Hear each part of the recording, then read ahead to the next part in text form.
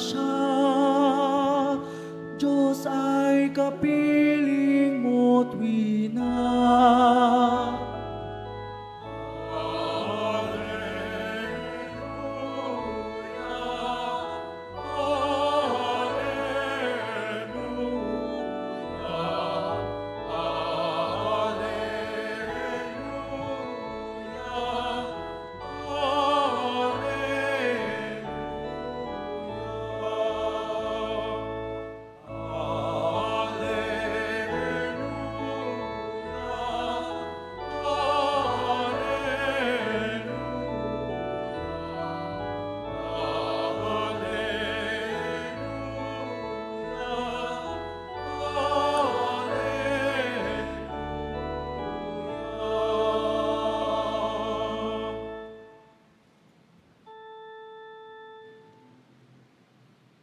Sumainyo ang Panginoon.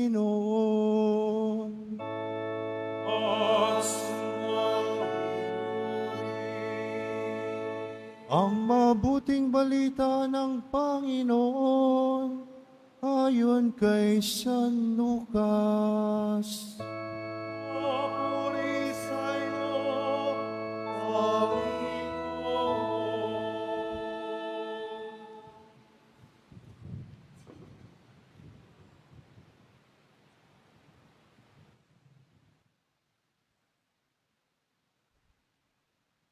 Noong panahong iyon, ang Anghel Gabriel ay sinugo ng Diyos sa Nazareth, Galilea, sa isang dalaga na ang pangalay Maria.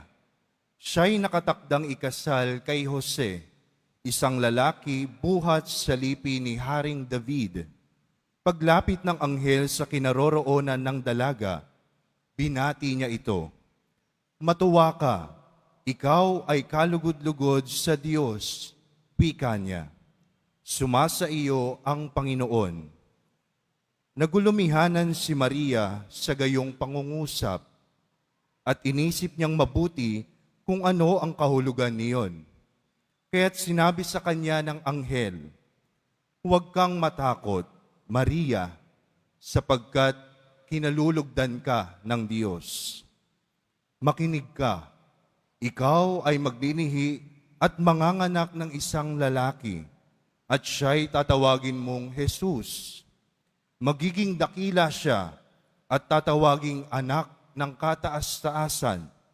Ibibigay sa kanya ng Panginoong Diyos ang trono ng kanyang amang si David. Maghahari siya sa angkan ni Jacob magpakailanman, at ang kanyang paghahari ay walang hanggan." "Paanong mangyayari ito, gayong ako'y dalaga?" tanong ni Maria. Sumagot ang anghel, "Bababa sa iyo ang Espiritu Santo at lilimliman ka ng kapangyarihan ng kataas-taasan, kaya't banal ang ipapanganak mo at tatawaging anak ng Diyos. Natatandaan mo ang iyong kamag-anak na si Elizabeth? Alam ng lahat na siya'y baog, ngunit naglihi siya sa kabila ng kanyang katandaan. At ngayoy ika-6 na buwan na ng kanyang pagdadalang tao, sapagkat walang hindi mapangyayari ang Diyos." Sumagot si Maria, "Ako'y alipin ng Panginoon. Mangyari sa akin ang iyong sinabi."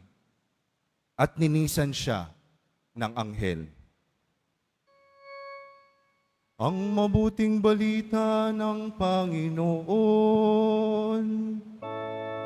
Pinupuri ka namin, Panginoon Jesus Cristo. Magsiupo ang lahat.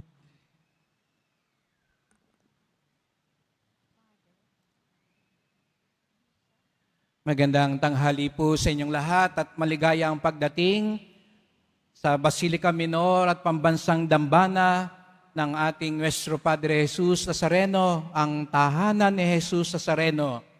Araw ng Biyernes, araw ng debosyon, araw ng mga deboto, at higit sa lahat, araw ng ating pinakamamahal. Kaya't bigyan natin ng papuri, pasasalamat ang ating Nuestro Padre Jesus Nazareno.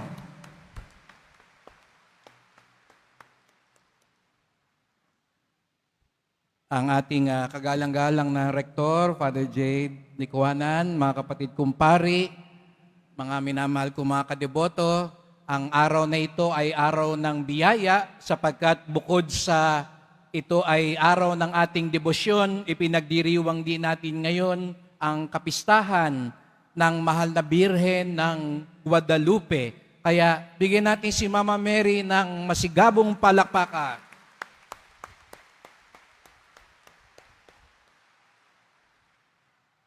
Wait, there's more. At meron pa rin ho, ibang dahilan. Kaya nga sabi ko, nag-uumapaw ang biyaya sapagkat sa araw ding ito, sinasamahan natin ang mga kapatid natin sa misang pasasalamat na ito. Dahil meron po tayong mga bagong pari at mga bagong diakono sa simbahan. At sila ay nag-aalay ng kanilang sarili at itinatalaga ito sa ating mahal na pong Jesus Nazareno at ang karamihan sa kanila ay bahagi din ng ating buhay pamayanan. Kaya sinasamahan natin, alam ko nandito rin ang kanilang mga mahal sa buhay, ang kanilang mga magulang at kaibigan at kamag-anak sa misang pasasalamat na ito. Father Marion, Father Ryan, Father Erwin, palakpakan natin ang mga bagong pari. At si Reverend Gio at si Reverend Joshua ng mga bagong diakono naman. Palakpakan din po natin sila. Talagang namumunga ng hitik. At pag nakita nyo naman talaga sila, hitik na hitik ko. No? Talagang hindi mapagkakaila na hitik na hitik. No? Hinog na hinog. At kaya tayo nagpapasalamat sa Panginoon. At alam nyo, doon sa Bataan, yan po ang aking ipinagdarasal ngayon na dumami din po ang bukasyon, dumami ang mga kabataan. At nawa sa misang ito, kung mayroon nandito sa loob ng Quiapo, kasama natin online mula sa iba't ibang panig ng bansa at daigdig, mas marami pa sana ang mga kabataan na tumugon sa tawag ng Panginoon. Napakaganda po na ngayon ay kapistahan ng mahal na Birhen ng Guadalupe. Ang kanyang larawan ay nakikita natin ngayon sa harapan. Alam niyo po, katulad ng Nazareno, ang Guadalupe po ay galing din sa bansang Mexico.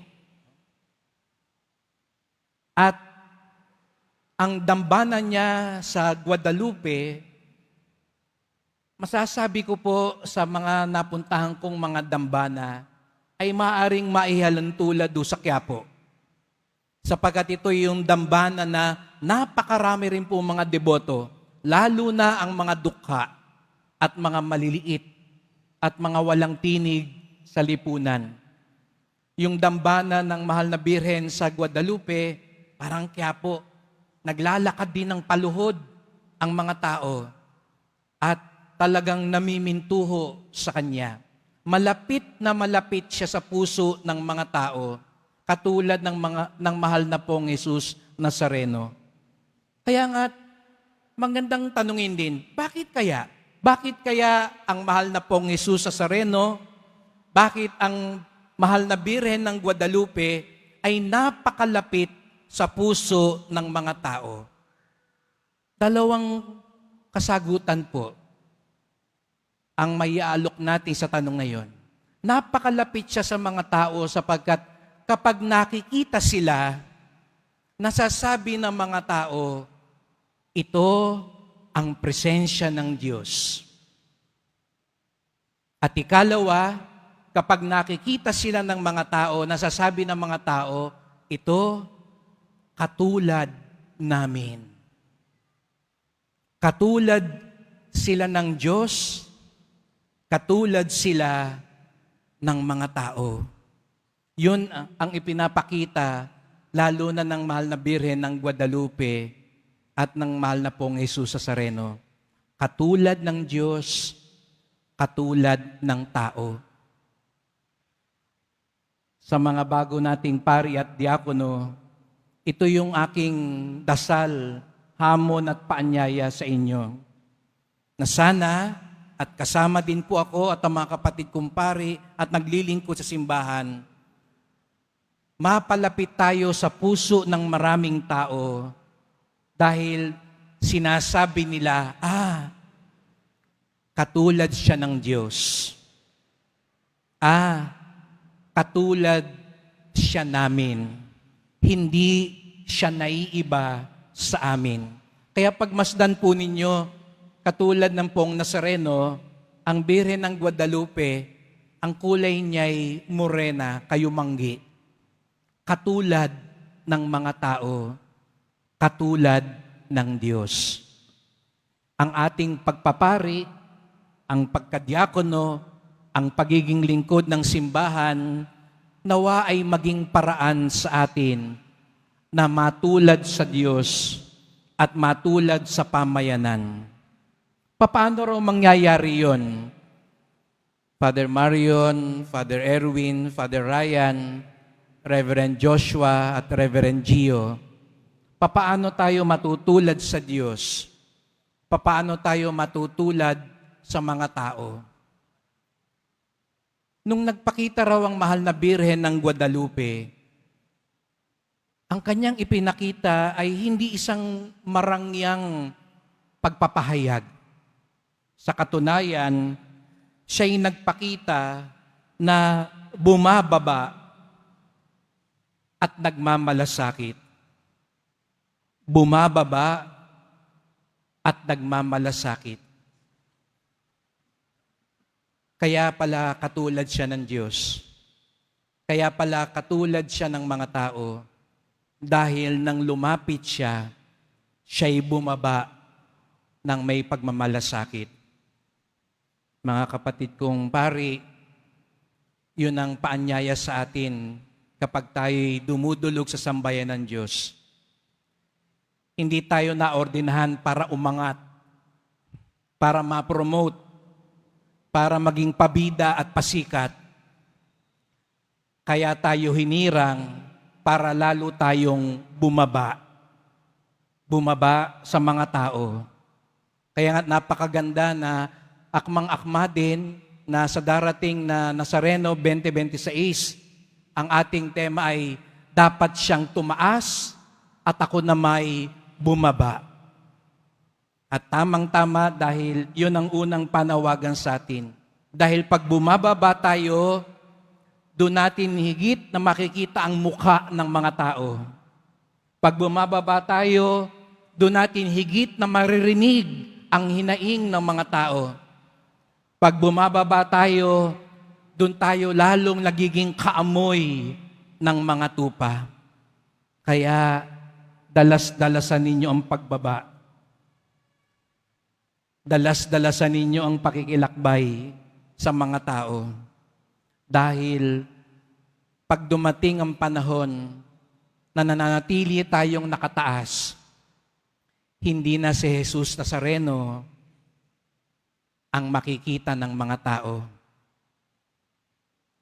At tamang-tama, karamihan sa inyo ay galing sa Quiapo.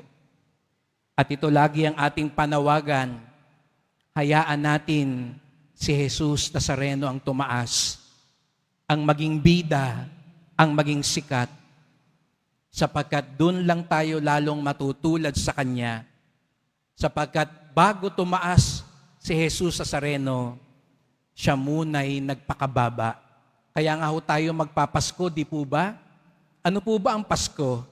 Ang Pasko ay ang pagkakatawang tao ng Diyos. Ang pagpapakababa ng Diyos. Sapagkat ang bumababa, ang tunay na itataas. Ipinapakita ng mahal na ina, katulad siya ng Diyos, katulad siya ng mga tao, dahil bumaba siya ng may malasakit. Ikalawa, hindi lang siya bumaba, nangusap siya. At nung nagsalita ang mahal na ina, hindi siya nagsalita ng Kastila, hindi siya nagsalita ng Latin. Katulad ng karamihan ng pagpapakita ng mahal na ina, ang ginamit niya ay ang wika ng mga tao. Ginamit niya yung dialekto ng mga taong yun, na huwatil. Kaya nung nasa Pransya naman ng mahal na ina, ginamit naman niya yung wika ng mga tao doon nung nagpakita siya kay Santa Bernardita. Nung nandun siya sa Fatima, ginamit din niya ang wika ng mga batang Portuges. Napansin niyo, ganun ang mahal na ina. Nangungusap siya gamit ang wika ng mga tao, ang wikang pangkaraniwan, ang wika ng bayan. Father Ryan, Father Marion, Father Erwin, Reverend Joshua, Reverend Gio, ang kailangan ng simbahan at bayan ngayon ay mga pastol na magsasalita sa wika ng mga dukha, kabataan at mga sugatan sa lipunan. Kailangan nilang marinig ang may wikang katulad nila. Kaya nga, ang dami natin dito sa Quiapo, dahil alam natin, ang mahal na pong Jesus Nazareno, naiintindihan tayo. Ang mahal na pong Jesus Nazareno, madaling kausap, madaling lapitan. Kaya naman, tatitiyak tayo, hindi siya nauubusan ng himala sa atin. Kaya nga't mga kapatid kong bagong pari at diakono, sana'y sa inyong pananalita, sa inyong pagpapahayag, ang umusal sa inyong labi ay ang wika ng bayan.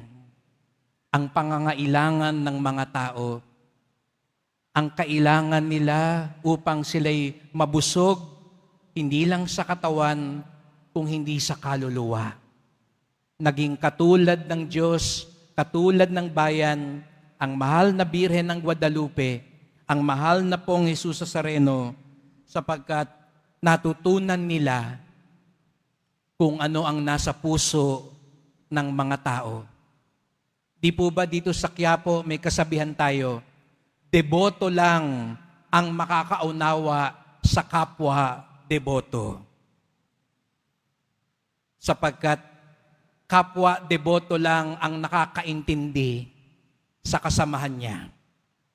Ganon higit lalo ng isang pari at isang diakono. Hindi tayo nandito para magpa-impress. Lagi ko po sinasabi ito sa lahat ng mga bagong pari na tumuntong dito sa Quiapo. Hindi tayo ang pinunta ng mga tao dito. Wala nga silang pakialam kung tayo ang magmisa o hindi. Sapagkat ang pinunta nila rito ay si Jesus Nazareno. Pero sana mahawahan tayo ng mahal na pong Jesus Nazareno na tayo'y mangusap katulad niya, mangusap ng nanggagaling sa sambayanan. Bumaba ng may malasakit, mangusap ng may pangunawa, at panghuli, ang mahal na Birheng Maria ng Guadalupe, katulad ng Diyos, katulad ng mga tao, sapagkat ang kanyang pagdating ay nagdudulot ng pagkakaisa at pagpapanibago. Dumarating ng may pagpapanibago.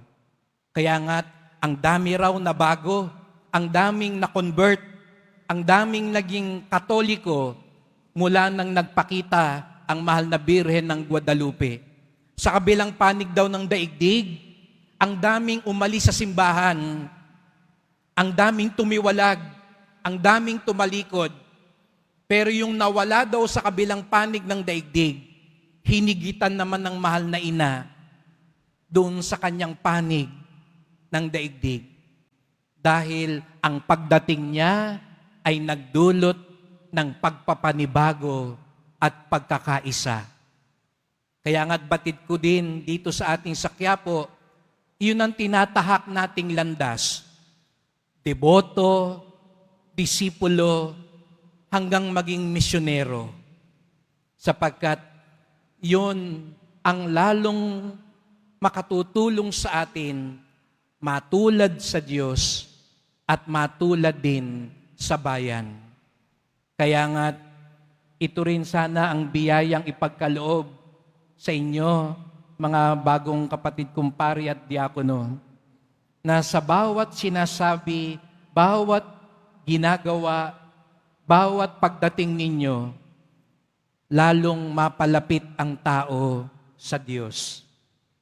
Hindi lang mapalapit sa inyo, kung hindi mapalapit sa Diyos. At nawa, bago matapos ang ating paglingkod, meron tayong maialay, katulad ng ginawa ng mahal na ina, maialay sa Poong Nazareno na mga tupang nagbalik loob at lalong napalapit sa Kanya dahil sa ating abang paglilingkod. Minsan hindi natin malalaman yan, pero tuloy lang. Minsan pakiramdam natin, hindi tayo napapasalamatan, hindi tayo nakikilala, hindi tayo nauunawaan ng mga tao. Pero huwag kayong panghihinaan ng loob. Huwag kayong susuko. Huwag kayong liliko. Tuloy lang, katulad ng ginawa ng mahal na ina. Dahil alam ng Diyos kung papaano ang pagsusumikap, kung papaano nyo ginagawang dalisay ang ginagawa nyo para sa Kanya. Kaya pag dumating din ang panahon na natutukso kayo, pag dumating ang panahon na pakiramdam nyo nakakalimot na kayo, bumalik kayo dito sa Quiapo. Kumarap kayo uli sa Poong Nazareno. Dahil natitiyak ko, nangungusap siyang maigi sa tapat na bumabalik sa Kanya. Sa misang ito, ipagdasal natin po ang ating mga bagong pari at diakono. Pagdasal niyo rin po kaming lahat, gaya ng aming pagdarasal sa inyo, na tayong lahat sa bandang huli, bilang mga deboto, bilang mga misyonerong disipulo, masabi na katulad tayo ng Diyos, katulad tayo ng pamayanan, dahil bumababa tayo ng may malasakit, dahil tayo'y nangungusap ng may pangunawa, dahil tayo'y dumarating ng may pagpapanibago at pagkakaisa. At panghuling bilin, mga kapatid ko, kung deboto lang ang nakakaunawa sa kapwa deboto, kapwa pari din, kapwa lingkod din ang makakaunawa sa inyo. Kaya kung gaano rin kayo karami na naitalaga at tinawag, sana ang pagkakapatiran din ay lagi niyong aalagaan. Dahil dyan din kayo uhugot ng lakas sa inyong paglalakbay. Kaya sana yung pagsasama-sama nyo ngayon ay maging sagisag din ng pagpapatibay ng inyong pagkakaibigan at pagkakapatiran. Dahil kung meron mang makikiramay ng lubos sa inyo at tutulong, yun ay kapatid din pari, kapatid din lingkod. Kaya sa pagpapatuloy ng misang ito, magdasal po tayo. Mahal na pong Jesus Nazareno, salamat po sa mga bagong hirang na lingkod. Kay Father Marion, Father Ryan, Father Erwin, Reverend Joshua, Reverend Gio, at sa lahat ng mga pari at lingkod simbahan na iyong tinawag at hinirang. Salamat din po sa lahat ng mga deboto na laging nagpaparito dahil tinatawag mo sila. Dahil alam nila, kayo po ay katulad namin. Kayo po ay di iba sa amin. Kayo po ang tunay na nakakakilala sa amin. Nawa ang aming debosyon, ang aming pananampalataya ay lalong mapaigting ang aming saksi sa mabuting balita ng pagbabago at pagkakaisa. Nawa mula sa pagiging deboto, kami maging misyonerong disipulo upang saan man kami naroroon, hindi lang maranasan namin ang iyong awa at biyaya, kundi saan man kami naroroon, maiparanas din namin ang iyong awa at biyaya. Mahal na pong Jesus Nazareno, kaawaan niyo po kami, basbasan niyo po kami. Amen. Amen.